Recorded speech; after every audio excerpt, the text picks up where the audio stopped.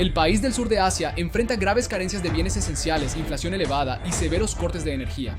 El país pidió prestado $45.000 millones de varios países, incluyendo $8.000 millones de China. Todos los 26 ministros del gabinete renunciaron juntos justo anoche. La alta inflación, la falta de elementos básicos y los disturbios se expanden rápidamente por el país.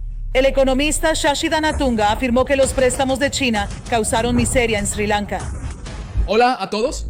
En las últimas semanas, todos hemos estado escuchando sobre el terrible estado económico de Sri Lanka y cuánto se ha descontrolado la situación. La inflación ha llegado a un terrible 17.5%.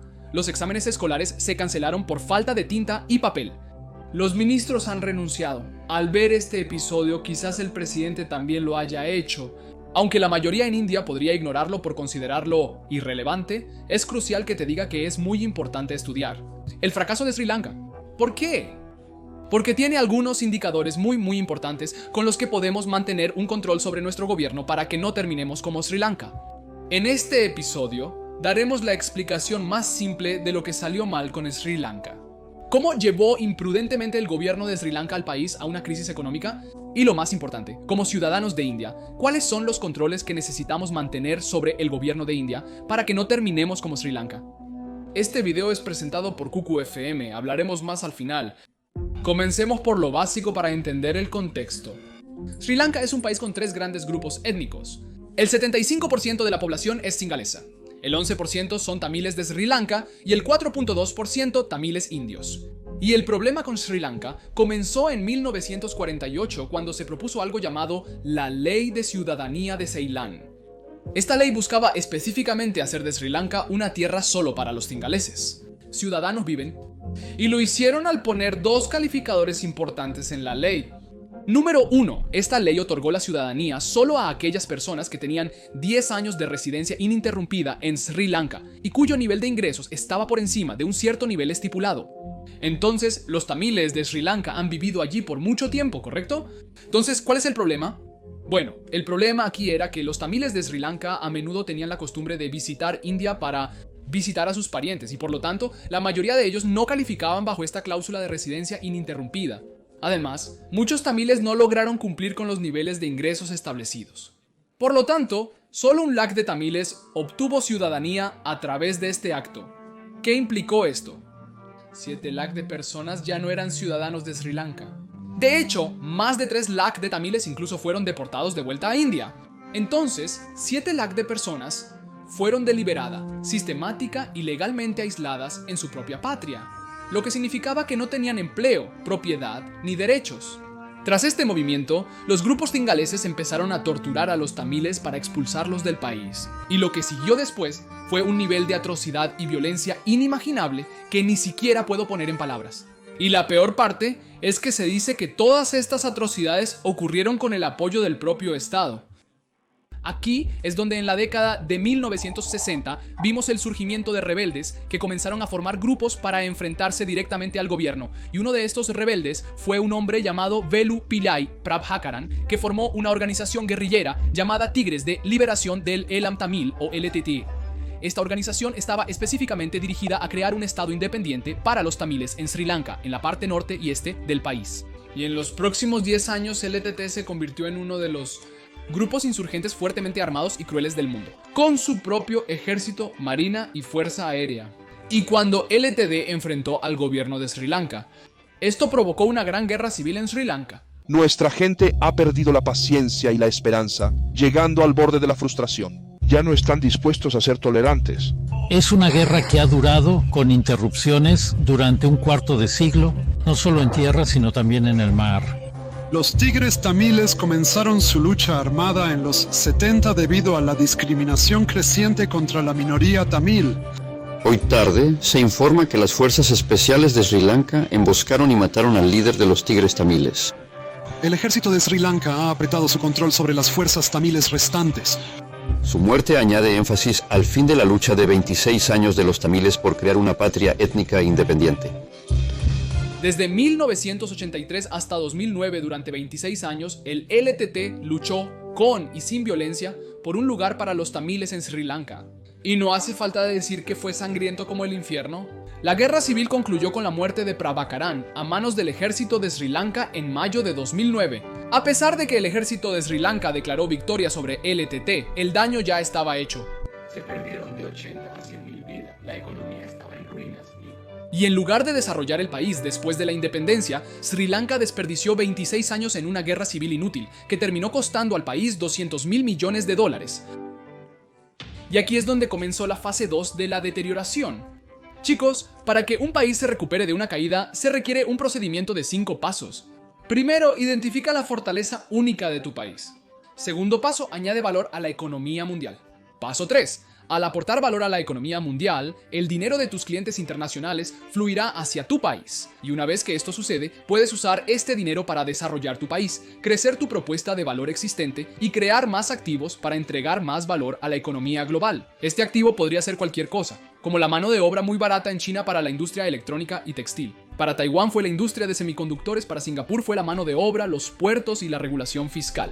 Y para el Medio Oriente fue el petróleo. Ahora, en el caso de Sri Lanka, uno de los activos más valiosos era este puerto, llamado el puerto de Hambantota.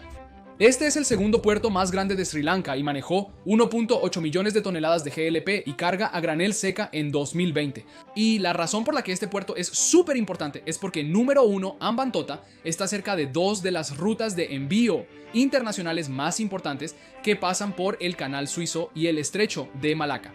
Se usan estas rutas por Hambantota por alrededor de 36.000 barcos, incluyendo 4.500 petroleros, y este puerto ahorra alrededor de 3 días de tiempo de navegación y combustible.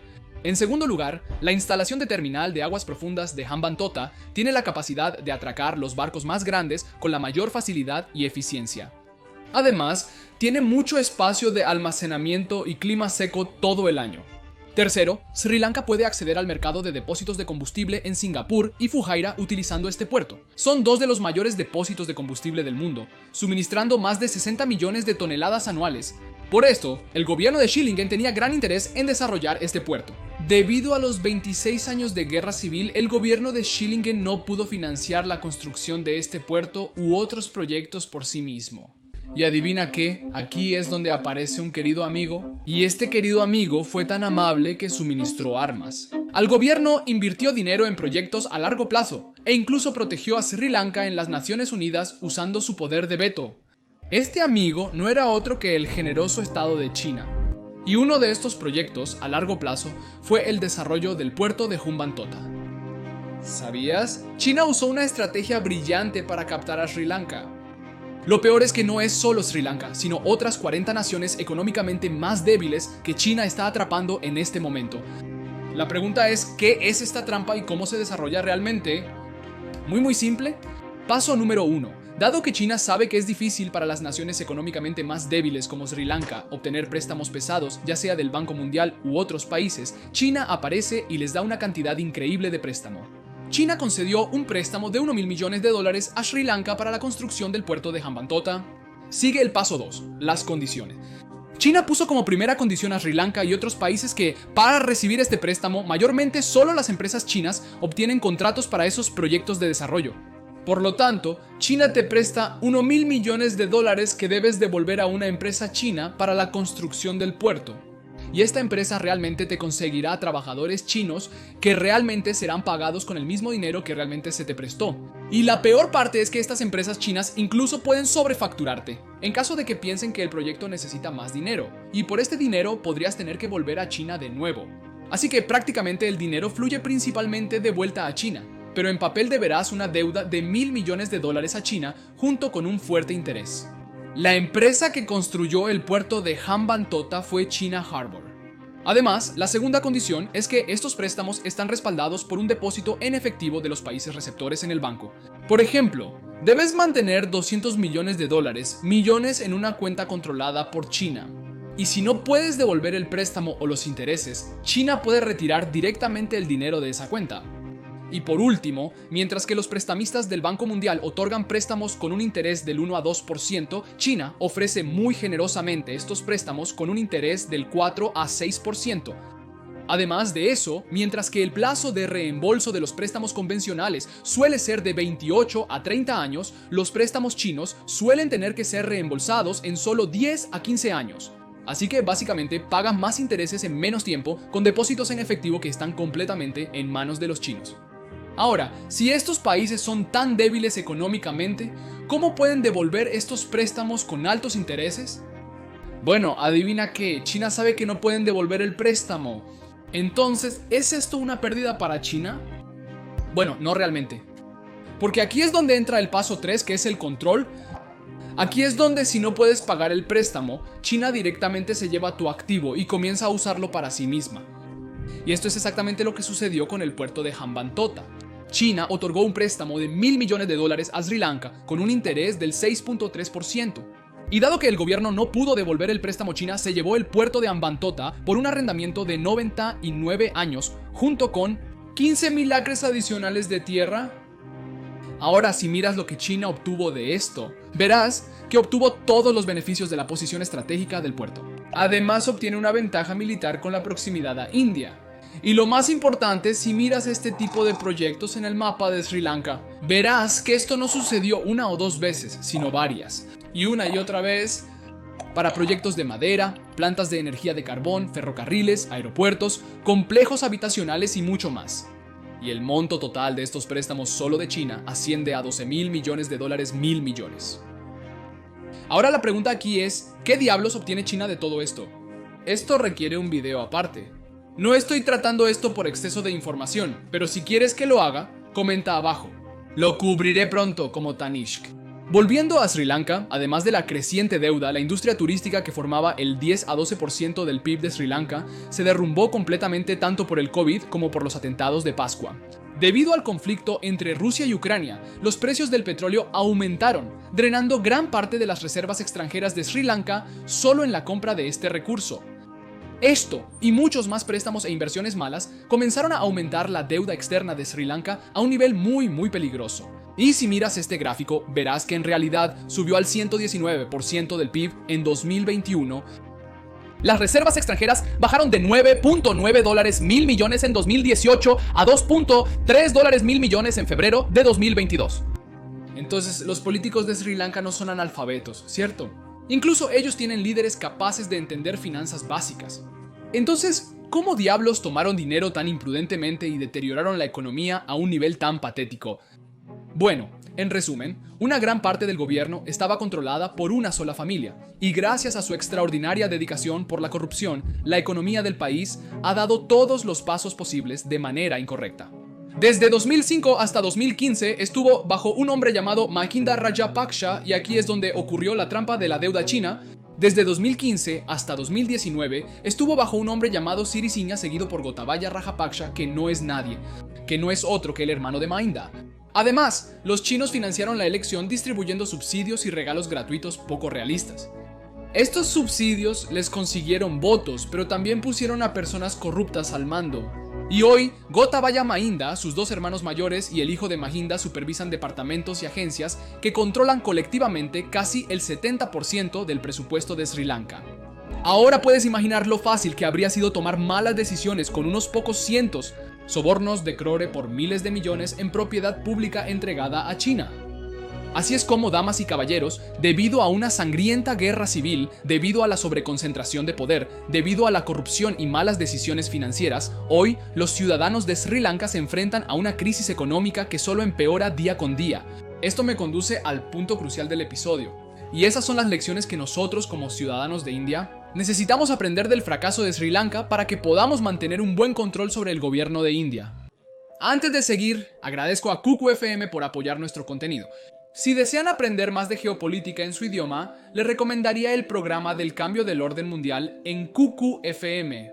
Kuku FM es la principal plataforma de audiolibros en India, con una biblioteca de más de 1000 horas de contenido calificada, con más de 4.5 y una extensa colección de no ficción. Mis resúmenes favoritos en su plataforma son de El arte de la guerra y El robo de India.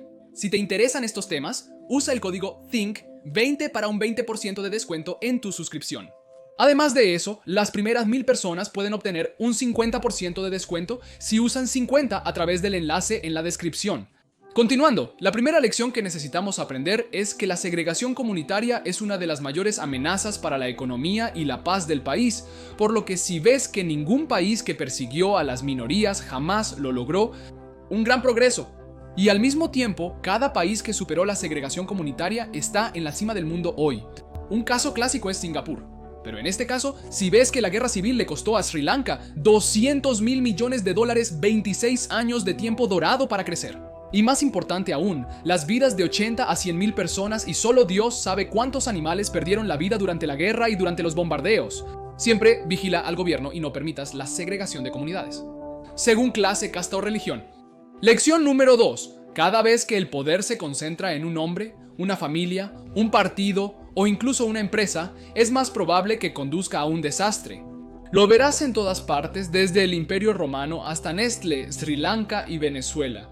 Siempre vigila los monopolios políticos y empresariales, porque a menudo pueden cruzar sus líneas para volverse superpoderosos y terminarán arruinando tu sociedad. Y por último, siempre elige a tus socios e inversores con mucho cuidado. En este caso vimos cómo Sri Lanka tomó una terrible decisión de tomar dinero de China y hoy no es más que un títere atrapado en una trampa de deuda. Por lo tanto, como ciudadanos deben vigilar atentamente su gobierno para evitar que se alíen con los jugadores equivocados, ya sea en Estados Unidos, China o cualquier otro país. Y más importante aún, siempre recuerda que los regalos pueden ganarte votos, pero jamás pueden formar una economía. Eso es todo por hoy, chicos. Si aprendiste algo útil, da me gusta para complacer a YouTube Baba y para más análisis perspicaces de casos empresariales y políticos. Por favor, suscríbete a nuestro canal. Gracias por ver. Nos vemos en el próximo. Adiós, adiós.